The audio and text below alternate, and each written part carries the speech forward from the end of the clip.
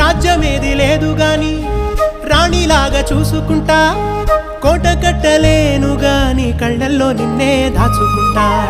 రాత ఎట్లా రాసి ఉన్నా ఆ మార్చి నీతో రాసుకుంటా.